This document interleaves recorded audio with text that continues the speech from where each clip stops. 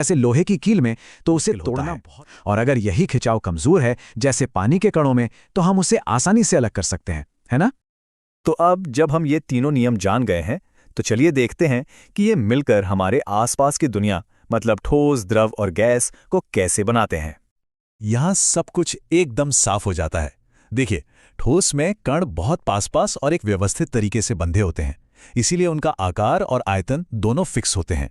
द्रव में कण पास तो हैं, पर एक दूसरे पर फिसल सकते हैं, इसीलिए उनका आयतन तो फिक्स रहता है, पर आकार बर्तन के हिसाब से बदल जाता है। और गैस में तो कण बहुत दूर दूर और पूरी तरह आजाद होते हैं, इसलिए वो जिस भी बर्तन में हो उसे पूरा भर देते हैं। सब कुछ उन्हीं तीन नियमों का खेल है। लेकिन रुकिए, कहानी यहीं खत्म नहीं होती। सबसे मजेदार बात यह है कि वो अपनी अवस्था बदल भी सकता है, और ये बदलाव सिर्फ और सिर्फ ऊर्जा को जोड़ने या हटाने का खेल है। चलिए बर्फ का उदाहरण लेते हैं।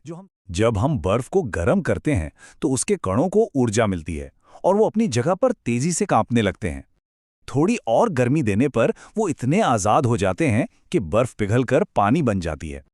और जब हम पानी को गर्म करते हैं तो कणों को इतनी ज्यादा ऊर्जा मिल जाती है कि वो पानी की सतह को छोड़कर भाप बनकर हवा।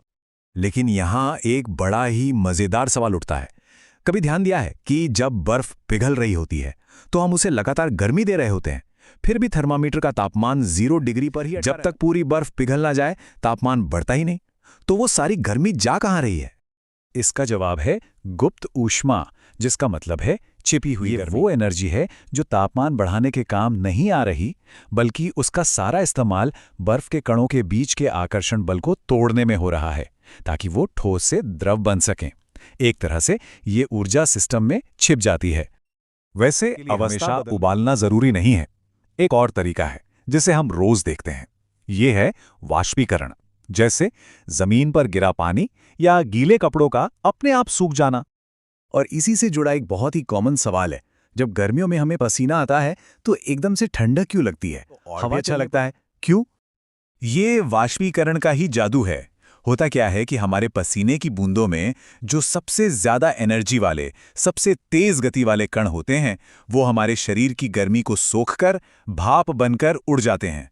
और जब वो हमारे शरीर से गर्मी लेकर चले जाते हैं तो पीछे ठंडक का एहसास छोड़ जाते हैं। तो हमने पदार्थ की 3 सबसे आम अवस्थाओं, ठोस, द्रव और गैस। लेकिन क्या कहानी बस यहीं तक है? क्या इस पूरे ब्रह्मांड में पदार्थ सिर्फ इन 3 ही रूपों में मिलता है, या कुछ और भी है? इसके बारे में सोचिएगा जरूर।